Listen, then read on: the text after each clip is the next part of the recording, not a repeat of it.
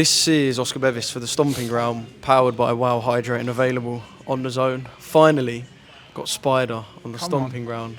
There we go. Stomping Ground. We like Wow Hydrate as well. Big up Wow Hydrate. I like summer fruits. That flavour's nice. Do you know what? There's about, well, this is going to sound really company, man. There's about 4 or 5 at the moment I'm hooked on. Serious. So, hey, big up Wow Hydrate. It's my favourite, but yeah, they're all good. I've got a funny little way to start this interview, right? So, my brother over my shoulder is here, I'm not going to say doing work experience, just scoping out the scene, right? Doing a media degree of his own. Okay. The first time he was around anything boxing related was at Miguel's. You were the first boxer he ever met. Oh, jeez, come on. On the day where Tim Bradley and Andre Ward were at Miguel's, and that was the day where I stitched you up with a Kovalev. Yes, I remember you stitched me up. You headlined me. And we've banged on about this in interviews for years. I got stick for that interview. You got me stick, but you're forgiven now. What was even the story? So I think someone, whoever was fighting Kovalev at the time, got injured, and you was like, "I'll jump in." Yeah, you was like, you said to me, "You looking for a takeover fight? Kovalev's looking for an opponent." And I was like, "Yeah, I'll take it." Then you headlined it. Spider will take Kovalev for a takeover fight, and I got stick for you. But it's cool. We move. I've forgiven you. We've been through a lot since. We've been through a lot. We've had our ups and downs. More ups than downs. So it's been a good journey. I said at the start about you finally getting on the Stomping Ground. I know you'd have been on here with Charlie in the 5v5 week. The time when I first mentioned to you about doing an interview, since my time at the Stomping Ground, was in the changing room. Crystal Palace, CBS had just beaten Richard Riakporte. I know things were quite raw and fresh then from the 5v5 defeat. So if you don't mind, I'd like to do kind of a little timeline. Yeah. I know you've opened up about it, but we haven't for the sake of the Stomping Ground in this channel. The defeat to Willy Hutchinson. Mm-hmm. When you look back at that period now, and obviously it's been not just a few months, quite a few months. When you look back at that now, what's your main reflection? No, I just knew that I was off in the gym, before the fight, and I know I can punch, and I know I got a good chin, and I kind of knew I'd be off on the night, but I thought I'd have enough to kind of just catch him down there and catch him at some point and stop him. You know when you change trainer, everyone usually has a few fights to warm up and get used to the adjustments, but the level I'm at, I don't really have that time to be having tick-over fights. Every fight's got to be a big fight, and I got caught in that transition stage when you're taking that couple steps back to move forward, and the Willy Hutchinson fight come on the couple steps back. So as everyone could see, I just wasn't myself that night. I was well off, my timing, my hesitation, everything just wasn't there. Wasn't clicking in the gym leading up to it, but it was no excuses. He boxed a good fight that night as well as me being off, so credit to him as well. But now I'm back in the gym sparring, everything's clicking, hurting people in sparring, it's all coming together again now. So now I'm ready to come back, and them sort of fights, I'm obviously happy to welcome them back again and correct them. The opportunity comes back around, and I just want big names to show what I've been, what I'm really about, and show that I had an off night and show my levels again. Did you have a couple of thoughts after the fight, be it immediately, be it in the weeks after, where you thought, actually the move may not have benefited me? Is that something that crept into your mind at all? No, I knew at the time the move made me take a few steps back, but that's because I was in a learning process, and I'm kind of a student of the game where a lot of people be like, sorry, this ain't working for me, and they wouldn't do it. They go back to their old style. But I know Shane is a tremendous trainer, trainer of the year. I've seen him. He's produced world champions years and years and years over. So I knew he must have a method in his madness, and throughout the frustration of taking them steps backwards and being off in sparring and getting nicked with little shots that I don't usually get caught with, I just thought, just trust the process. And loads of people afterwards like, oh, did the change not work for you? Is it not gelling for you? I said, no, I'm just going through a process. And as the months went on, it started clicking, and I was like, this is what you call trusting the process. And then I went out to help Beterbiev. Beterbiev asked me to come out to help him with the Bivol camp. I was out there for 23 days, sparring 3 times a week with him for 3 weeks, and everything was clicking as I was in that camp, and I was sparring so well, and I was like, I'm back. And I thought, because it's easy to spar someone who's not that good and get success, but when you spar in the likes of Beterbiev, one of the all-time light heavyweight goats. One of all the goats. He's one of the greatest. What he's achieved is tremendous. Him and Bivol in our generation, they've been heads above everyone at the moment. So going there to deliver in sparring was like, right, you're back, you're ready. And since I've been back, I've been sparring again. It's all clicking. It's getting better and better and better. And now I'm like, it's no point doing this all in the gym and telling myself this. I need to now get a fight against a good name and go and demonstrate and deliver this. And I'm just excited now. I can't wait for this don't want to say 2.0. We'll say like 4.0. Let's say 4.0. Like 4.0. Because I've done 1, I've done 2.0, 3.0. I was going to say we've done 4.0. Yeah, we've said that on interviews previous. About being around Beterbiev now, I've done little bits of media with him, and I'll be honest, as much as it's a pleasure, he's not the easiest man to get anything out of. Quite simple, quite a straight shooter. What did you make of the personality that you saw? Same. The thing is, like, he's not. I think he's naturally an introvert. I don't think he's angry and as aggressive as obviously he probably portrays in the media. It's just because he looks like a badass. I think he looks it. He's got the knockout ratio, and he's ran with it. It's a threatening old knockout ratio. He ran with it, and it's a good thing, to be honest. But he's actually a cool guy. He's very nice, very polite. He likes to have a little joke here and there. You know, like we had little banters. Like even when we're sparring, like.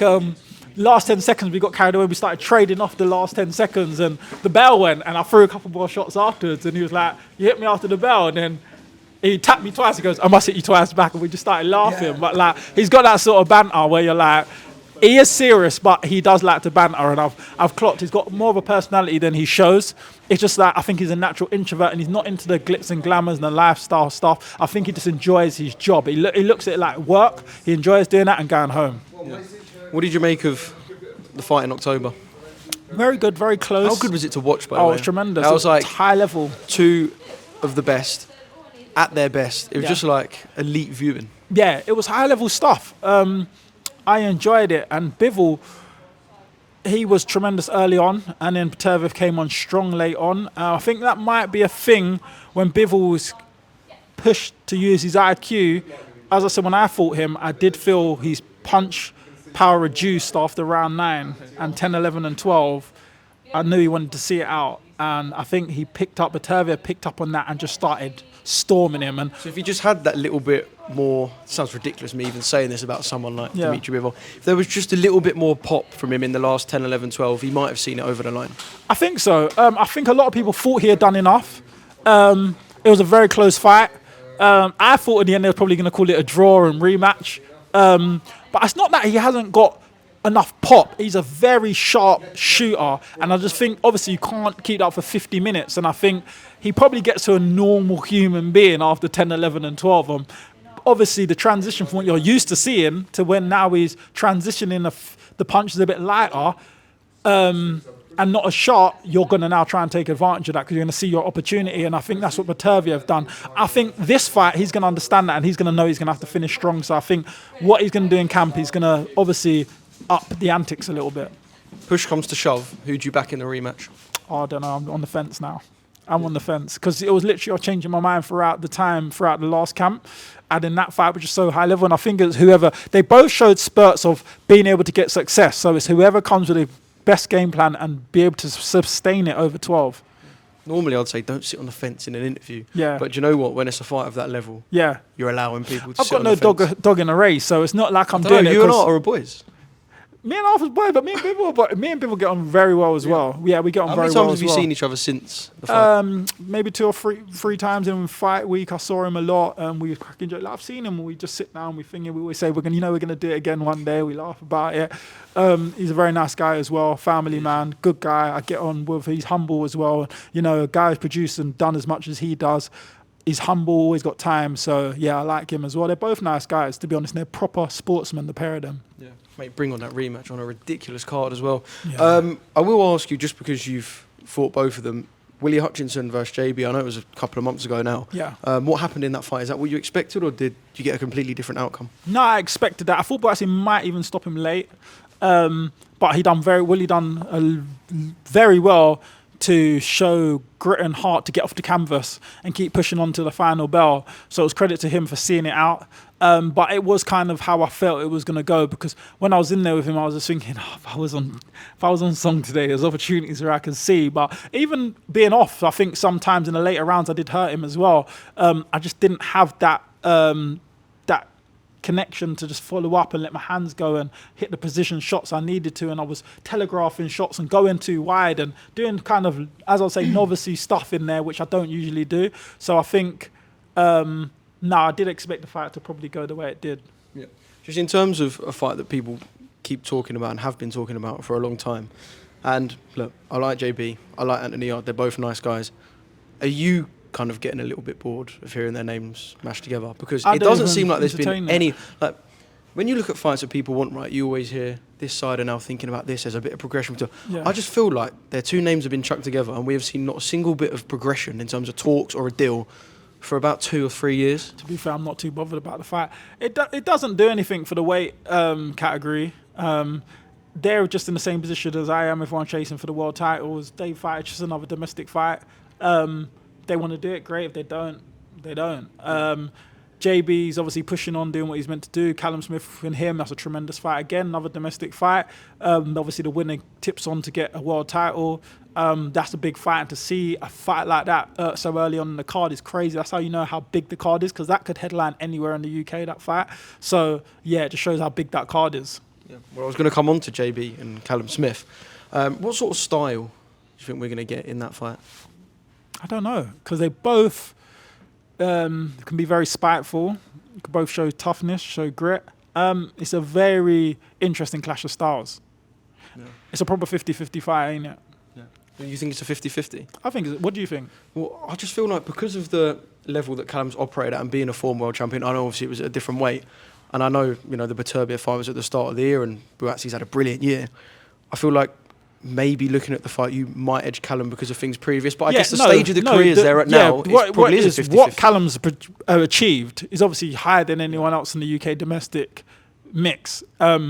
He's delivered and been at a higher level than everyone else. No ifs, no buts. JB's got momentum at the moment, has some good wins. He's pushing on, he's clicking with his trainer, he's showing improvements all the time. You know, he was tipped to do big things, and that's why they'll say it's like a 50, because it's like Callum was a bit distressed with boxing, I heard, he had things he wanted to step away for a bit, and now he's come back, while Buatsi in that meantime had momentum, and that's what makes, you know, boxing sometimes can be a momentum game. But at the same time, you can never write off Callum because he's a very good fighter. It just sees how they'll click. Yeah, mate, a wicked fight. I love it. Right, in terms of yourself, what is the immediate plan? I know obviously, like you said, you're sitting there and, you know, you want to become a world champion, you want to chase the world title. Well, what does the path look like for you into getting? Well, I think me and Lyndon Arthur was meant to be, we was in talks. Fair enough, he said he was had an injury. Why the fight didn't happen, I think we was going to fight in January. Obviously, I agreed from ages before, and it kept getting delayed, then it finally got pushed back to January. Agreed again, then I heard he's injured, and then I've seen him online tweeting this guy, tweeting that guy. But I did see him the other week, someone did ask him, and he did say that once he's back from his injury, me and him will get it on, which I thought great. You know, we're both at that stage of our career where a big win can push us on to big stuff. So it kind of definitely makes sense. The public obviously would like to see that fight with me and Lyndon, of where we are and stylistically in our careers. I think it's a great fight. We're both good names in the UK. So it's just that time to push to the next level for us both. That's what we want to do. So I just literally waiting and see what he wants to do from here. Yeah. But I've waited for him a couple of times and it's not happened. I was going to say, is there a bit of hesitancy? There's been twice we was meant to mix it and it's not happened. One of the times, granted, he left the fight because he got the Bivol fight, which, fair enough, opportunity, world title fight, I get it. Bigger opportunity and bigger fight. This time, there isn't no reason apart from the injury why he's not fought me straight off of January. So I thought as soon as he was back, I saw it, heard he's back in the gym now. I thought we'd have got a date back on. So I'm just waiting to hear back from what's happening with that. Yeah, because in terms of like career activity, I know you want to be as active as possible. And active as possible. You know, I'm in the gym all the time. Yeah, that's what I mean. And then you're ready for when the big shot does come. I think, if I'm right, between the Joshua Buatsi defeat and the win over Boris Crichton, there was about maybe 2 years. 2 years, I was injured for 2 years. Yeah, and I remember you, like, we were talking on camera and you were saying, mate, this isn't what I want. This isn't not just not what I want. This isn't what I need. This is what I need. I need time out the ring. It was the worst thing in the world. It was the most frustrating thing. I had to like stop watching boxing, stop going to shows because it was literally stressing me out. I was watching them and I was like, what the hell's going on? Like, I need to be in there. So itchy knuckles, but you can't throw punches. I couldn't throw punches. I was injured. So now I'm back. I'm like, get me all the fights. And that's why I took the big fights, the 5 first fight straight off the 2 years out. Took the Boris Crichton fight, which obviously is a hard fight for your first fight back 2 years. Went out, delivered a 7-round stoppage. Great momentum straight to Willy Hutchinson. All could fight straight away. And then obviously I want momentum off the back of that. So literally I'm just waiting for my opportunities. Yeah. That was a nice intrusion. Final one, Fury Usyk. Is 8 days away now. Yeah. What's your hunch going into? You know, they're both very good adapters. Fury, we saw in the Wilder fight, 3 Wilder fights, he adapted very well after the first one, after getting dropped twice. He changed his game plan. That was very good. Then you got Usyk. We see he makes the adaptations in the fights. Even like, I think round 4, 5, and 6, Fury started taking over the fight, and we thought he was going to take a turn. And then next minute, it all went left and Usyk readjusted. So I think he like scans what's in front of him, and it takes him time to like download the information. He's a very gritty guy. He's got heart. I think because he jokes around, people don't understand how serious of a guy he is when he's in there. He's got heart. He's got grit. He's got IQ. He can box. I like him. But I like both of them. But we just don't know how much Fury's got left after the 3 Wilder fights. We don't know if that took a lot out of him. So this would tell us. Yeah, in terms of Fury's career, the 3 Wilder fights, even the Wallin fight with the horrific cut. Yeah. The first fight against Oleksandr Usyk, it's been entertaining, but for the last 3-4 years, that man's taken some hell. He took some hell. Even the Ogani fight, he's down on the canvas. Yeah. So mentally as well, that'll do. He's had things in between it. He got rinsed a bit off the Ngannou fight. Let's be honest. Yeah, he did. So mentally, that'll take his toll, and he's not lived a life a little bit outside of that. All these things will take his toll, but he's a natural, tremendous, good fighter and good boxer. He's boxed and fought his whole life. So we'll just see what's left with the two top operators. We'll see what happens next week. I'm interested. Yeah. Mate, can't wait. Pleasure. Appreciate you, Craig. Always. If we can end on one thing, what does 2025 have in store for Craig Richards? Let the fans know. I feel like I've just not produced what I'm supposed to produce throughout my career. And I think 2025 is time now to show what I'm about. I think 2025 is my time. I'll be honest. I won't say too much because I need to deliver it. I don't think anyone wants to hear it. They want to see it. 2025, I've got to show what I'm about. Yeah. Year of the Spider. Year of the Spider. Come on.